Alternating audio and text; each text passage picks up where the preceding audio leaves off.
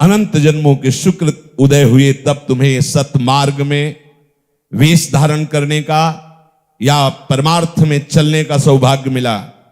थोड़ा भी प्रमाद करोगे, थोड़ी भी अवहेलना करोगे, सुकृत नष्ट हो जाएंगे। सुकृत नष्ट होते ही जैसे फांसी का तख्ता हटते ही तुम्हारे गले में फांसी पड़ जाएगी, ऐसे विकराल काल तुम्हें अपनी चपेट में लिए हुए है, तुम बच नहीं सकते। फिर जो दुर्गति होती उस समय कोई बचाने वाला नहीं होता। मन पछताई है, अवसर बीते। बहुत बढ़िया अवसर है, पर अज्ञानी जी को यह भी बात चुभेगी, समझ में नहीं आएगी, पर कोई बिरले ही ऐसे हैं जो समझ सकते हैं। महात्मा जन कह रहे हैं, समस्त पदार्थों और प्राणियों के आश्रय स्वरूप प्रभु कोई बिरला ही एकाग्रता से अपने आप को आपके चरणों में समर्पित करके केवल आपका ही चिंतन करता है। खास बात, कोई बिरला ही बहादुर अपने आप को समर्पित करता है। बस इस जीवन में एकमात्र उद्देश्य भगवत प्राप्ति और कोई मेरा नहीं। जैसे आपको लगता हो कि अगर अकेले होंगे, कोई सहयोगी नहीं होगा, तो कोई मुझे मार सकता है, गाली दे सकता है, अपमानित कर सकता है। कदापि नहीं।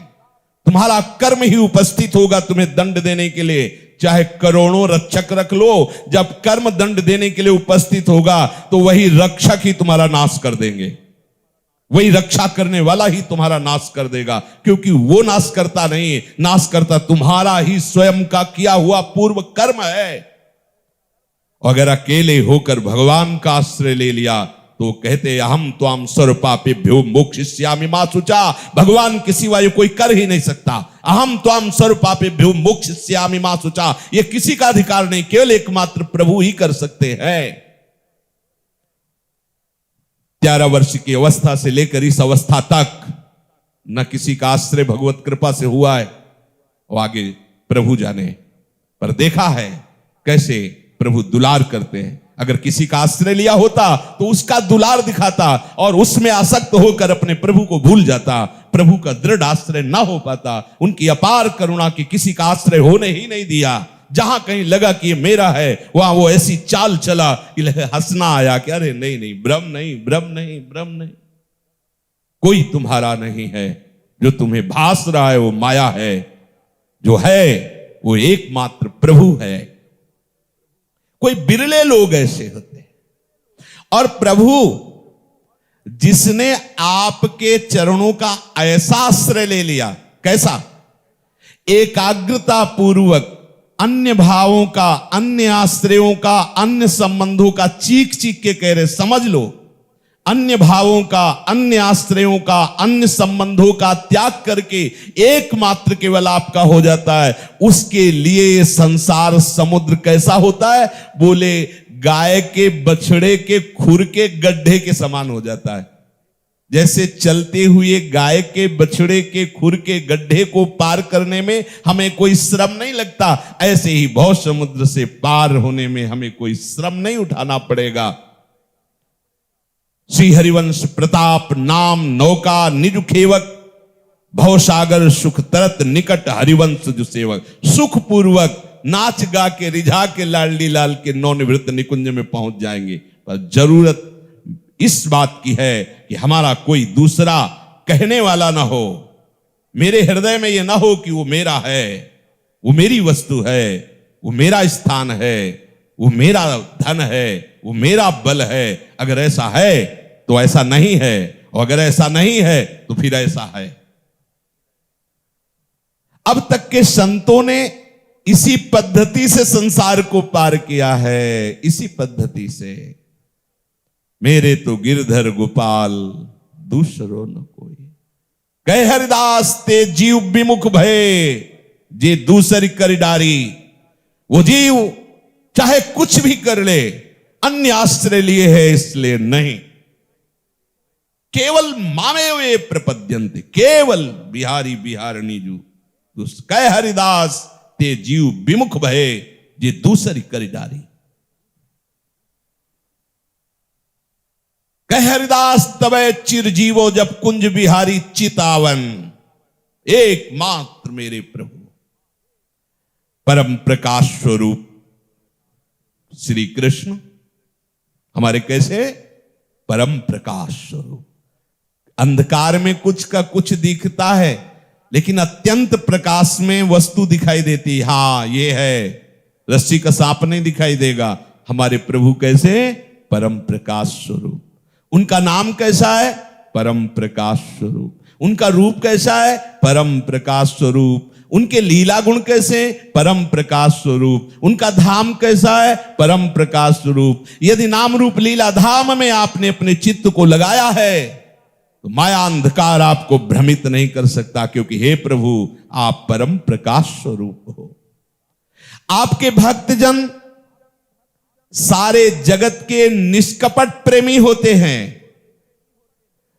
संत जन जो किसी को आदेश करते हैं उसका परम मंगल करने के लिए, इसीलिए कहा समझो संत जगत के निष्कपट प्रेमी हैं। जो संत हैं, पाखंड नहीं, जो संत हैं वो जगत के निष्कपट प्रेमी हैं। कैसे? एक संत गंगा स्नान कर रहे थे तो देखा एक भिक्षु बही चली जा रही थी। सोचा मर जाएगी पानी में, क्योंकि पानी का जीव नहीं है। ऐसे हाथ से उठाया, डंक मारा, फिर पानी में गिर गया। फिर उठाने को फिर डंक मारा, फिर गिर गया। तो एक आदमी को बोले बावरे हो, उस बिच्छू का स्वभाव है वो डंक मारेगी तुम्हें, क्यों उठाते हो? तो बोले मेरा स्वभाव है, मैं किसी जीव को बहते हुए माया में नहीं देख सकता। वो जितनी बार गाली देगा, अपमान करेगा, मैं निकालूंगा और देखता हूं ये जीतता है या मैं जीतता हूं। एक बार हिम्मत करके बाहर निकाल दिया। ऐसे संत निष्कपट प्रेमी संत है। पिट करके, निंदा, अपमानित होकर के भी उस जीव का परम कल्याण करते जिस पर उनकी दृष्टि चली गई। सच्चे हितैषी हैं आपके भक्तजन। वे स्वयं इस भयंकर महाभयावह कष्टमय संसार से पार हो चुके हैं और जो उनकी समीपता स्वीकार करता है उसको पार कर देते हैं। किंतु जो आपके भक्त और संतों से विमुख है, उनके कल्याण के लिए यहां कोई दूसरा उपाय नहीं है। संत जन जीवित रहते हैं प्रगट में जब तक तो ऐसी व्यवस्था करते हैं जो समीप आवे उनका कल्याण हो जाए, और शरीर जब छोड़ते हैं तो ऐसी व्यवस्था छोड़ जाते हैं कि उसे स्वीकार करने से कल्याण होता ही चला जाएगा, वो प्रगट में रहे या ना रहे। आपके श्री चरण कमलों की नौका स्थापित कर जाते हैं। वास्तव में संत पुरुष आपकी साक्षात कृपा है, आपकी साक्षात कृपा है। आप उन्हीं के संबंध से अनुग्रह करते हैं, कृपा करते हैं। कहो कृपा उपजे के ही भांति, रसिकन संग फिरो दिन राती। हे कमल नयन, जो आपकी अनन्यता से एक एक शब्द सुनना, जो आपकी अनन्यता से श्री चरण कमलों की शरण नहीं लेते, उनका कभी भाव शुद्ध हो ही नहीं सकता। और भाव शुद्ध ना होने के कारण बुद्धि शुद्ध नहीं होती। वो अपने को झूठ मूठ महात्मा या भक्त माने, पर ऐसा नहीं हो सकता। उनके हृदय में भाव नहीं आ सकता, बुद्धि शुद्ध नहीं हो सकती, पाखंड हो सकता है। वास्तव में वे बद्ध हैं, कहते जरूर अपने को मुक्त है। बड़ी से बड़ी तपस्या और बड़े से बड़ी साधना का कष्ट उठाकर ऊंचे ऊंचे पद पर पहुंच जाने पर भी वहां से उनको नीचे भ्रष्ट होना पड़ेगा, गिरना पड़ेगा। जिसने अन्य भाव स्वीकार कर लिया है, कह रहे हैं सत्यव्रतम सत्यपरम त्रिसत्यम सत्यश्च योनिं निहितं च सत्ये सत्यश्च सत्यमृत सत्यनेत्रं सत्यात्मकं त्वां शरणं प्रपन्नाः। प्रभु श्री कृष्णचंद्र जो सच्चिदानंद रूप आए, सत्य स्वरूप है, सत का कभी अभाव नहीं। अर्थात मेरे प्रभु एक क्षण के लिए भी हमसे दूर नहीं। जहां जहां हमारी दृष्टि जाती है, हमारा मन जाता है, हमारी बुद्धि जाती है, वहां सत वस्तु है। आप ऐसा भाव कीजिए, है भगवान कह रहे हैं।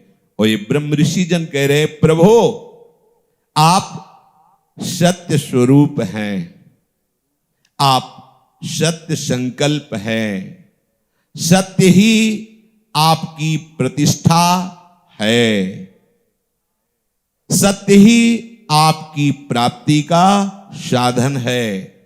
सृष्टि के पूर्व अर्थात सृष्टि के पहले आप थे, सृष्टि के नाश के बाद अर्थात प्रलय के पश्चात आप ही रहेंगे। तो वर्तमान में जो स्थिति है उसमें केवल आप ही सत्य हैं। ये जो नाम रूप, ये जो लाभ हानि, जो सुख दुख, ये जो अनुकूलता प्रतिकूलता, सच्ची मानिए बिल्कुल स्वप्न जैसी है। पर स्वप्न में स्थित पुरुष जैसे ये अनुभव नहीं करता कि ये सब झूठा है, जगता है तब झूठा अनुभव होता है।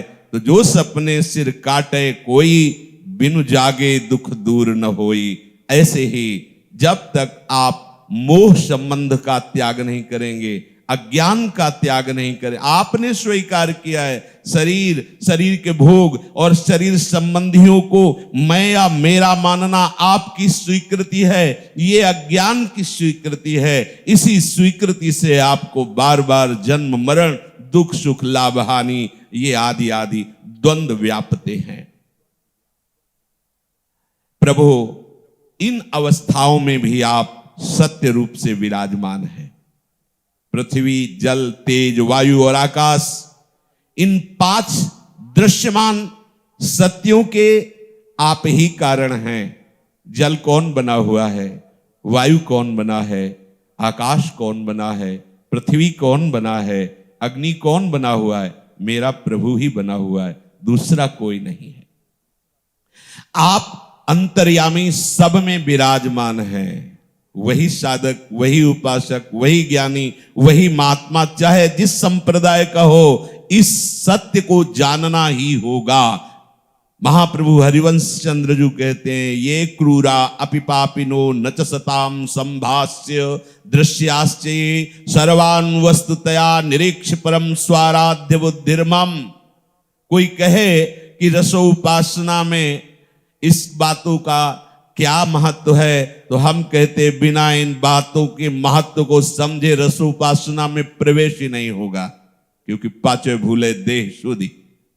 जब तक देह शुद्धि है, देह राग है, देह संबंधियों से राग है, देह के भोगों का भोक्ता बना हुआ बैठा है, तब तक उसका सहचरी स्वरूप कैसे प्रकाशित हो सकता है? इसीलिए भगवत रसिक जी ने आज्ञा करी है, प्रथम सुने भागवत भक्त मुख भगवदवाणी। भगवदवाणी गीता जी, श्रीमद् भागवत आदि का स्वाध्याय करके शरीर संबंध जो हमारा स्वीकृत किया हुआ है उसे अस्वीकृत करे। पक्का यदि आप इन शरीर संबंधों की स्वीकृति में रहेंगे तो एक कदम भी परमार्थ नहीं चल पाएंगे। केवल पाखंड होगा, केवल दंभ होगा, केवल नाटक होगा। और बाद में आप कहेंगे कि 10वें वर्ष से मैं भजन मार्ग में रहा लेकिन मुझे कोई अनुभव नहीं हुआ। क्यों? क्योंकि अनुभव की पगडंडी पे चले ही नहीं। आप इस दृश्यमान जगत में परम अर्थ स्वरूप से विराजमान है। कोई भी कण चिद चिद लक्षणम सर्वम राधा कृष्णमयम जगत। ये चेतन अचेतन जितना है सभी राधा कृष्णमय है। मुनियों ने, ब्रह्म ऋषियों ने, प्रेमियों ने ऐसा अनुभव किया। गोपीजन देख रहे, जित देखो तित श्याममयी है। देखो, देखा सत्य का कहीं अभाव नहीं, हर जगह दिखाई दे रहा है। चाहे जिस संप्रदाय का महात्मा हो, पहले इस प्रश्न का उत्तर देना होगा। ये चराचर जगत को अपने स्वामी के रूप में देखना होगा, या ज्ञानी है तो ब्रह्म स्वरूप से देखना होगा। जब तक इस प्रश्न का समाधान नहीं, तब तक न दास्य भाव, न सख्य भाव, न वात्सल्य भाव, न कांता भाव, न सहचरी भाव। उपासक को प्रभु वो सब संयोग प्रदान करते हैं जिससे आप ये देख सकते हो। जैसे आप लोगों को मिला हुआ है श्रीधाम परम पावन महामहिम वृंदावन का वास, मनुष्य शरीर, रसिकों का संग। अब अपनी मैं मेरी की ये वृत्ति को छोड़ करके बस जो सत्संग में सुन रहे हो उसको धारण करो, आगे बढ़ते हुए महात्मा बन जाओगे। पर जो मोहासक्त है, नाटक हो सकता है, दंभ हो सकता है, पर ऐसा ले, आप ही मधुर वाणी और समदर्शन के प्रवर्तक हैं भगवान। बस ऐसा अनुभव हुआ है कि आप सत्य स्वरूप हैं। हम सब आपकी शरण में आए हैं प्रभु। देखा है ये संसार क्या है, एकायनोऽसौ द्विफलस्त्रिमूलस् चतुरशः पंचविधा षडात्मा सप्तत्वगष्ट विटपो नवाक्षो दशच्छदी द्विखगो ह्रादि वृक्षः। हे सत्य स्वरूप प्रभु, ये संसार एक सनातन वृक्ष है और इस वृक्ष का जो स्वरूप दिखाई दे रहा है प्रगट में, वो प्रकृति है, प्रकृति माया। इसके दो फल हैं, सुख और दुख। तीन जड़ें हैं, सतोगुण, रजोगुण, तमोगुण। इस संसार रूपी वृक्ष के चार रस हैं, धर्म, अर्थ, काम, मोक्ष। ये संसार 5 प्रकार से जाना जाता है, श्रोतेंद्री, त्वगेंद्री, नेत्रेंद्री, रसेंद्री और नासिका के द्वारा सुनना, स्पर्श करना, देखना, स्वाद लेना और सूंघना। इसके 6 स्वभाव हैं, पैदा होना, रहना, बढ़ना, बदलना, घटना और नष्ट हो जाना। इस वृक्ष की छाल है 7 धातुएं। ये कौन से संसार वृक्ष का वर्णन हो रहा है? ये इधर मत देखो, इधर देखो, इसका वर्णन हो रहा है। ये संसार वृक्ष है। 6 स्वभाव हैं इसके, पैदा होना, रहना, बढ़ना, बदलना, घटना, नष्ट हो जाना। इसकी संसार वृक्ष की छाल क्या है? 7 धातुएं, रस, रुधिर, मांस, मेदा, अस्थि, मज्जा, वीर अर्थात शुक्र। 8 शाखाएं हैं, 5 महाभूत, मन, बुद्धि और अहंकार। इसमें मुख आदि 9 द्वारों से, खोड़र समझो इनको, जैसे वृक्ष के खोड़र होते हैं, ये 9 द्वार, इसी की बात हो रही। यही संसार है। जब हम संसार की बात करते हैं तो बाहर देखते हैं, नहीं नहीं ये संसार है, इसी का तो वर्णन हो रहा है। प्राण, अपान, व्यान, उदान, समान, नाग, कूर्म, कृकल, देवदत्त, धनंजय, ये 10 प्राण इस वृक्ष के 10 पत्ते हैं। और इस संसार रूपी वृक्ष पर 2 पक्षी विराजमान हैं, एक भगवान और दूसरा जीव। दोनों समान ही हैं, कोई अंतर नहीं। अंतर इसलिए पड़ गया कि ये जो जीव रूपी पक्षी है इस वृक्ष को देखकर राजी हो गया और इस वृक्ष के फल जो है सुख दुख उनका भोक्ता बन गया। बस ये फंस गया और इसी के कारण इसे देहाभिमानी जीव कहा गया। यदि इससे मुक्त होने का रहस्य जान जाए तो जानत तुम्हें हो जाए। जो तुम्हें जान गया वो तुम्हारे समान हो जाता है, हो नहीं जाता, वो पहले ही था तुम्हारे समान, क्योंकि तुम्हारा ही अंश है।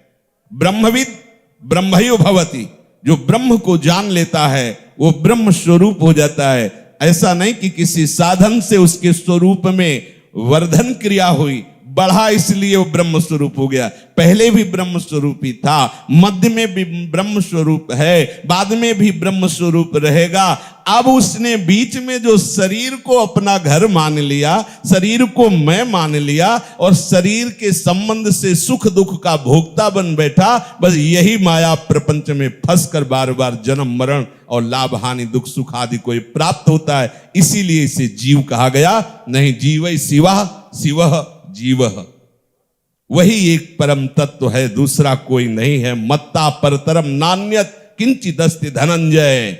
सर्वम खलमिदम ब्रह्म नेह नानास्ति किंचन ईशावास्यमिदं सर्वम यत्किंच जगत्याम जगत। पूरे जगत में केवल ईश्वर ही ईश्वर है, केवल ब्रह्म ही ब्रह्म है, केवल मैं ही मैं हूं, प्रभु श्री कृष्ण कह रहे हैं।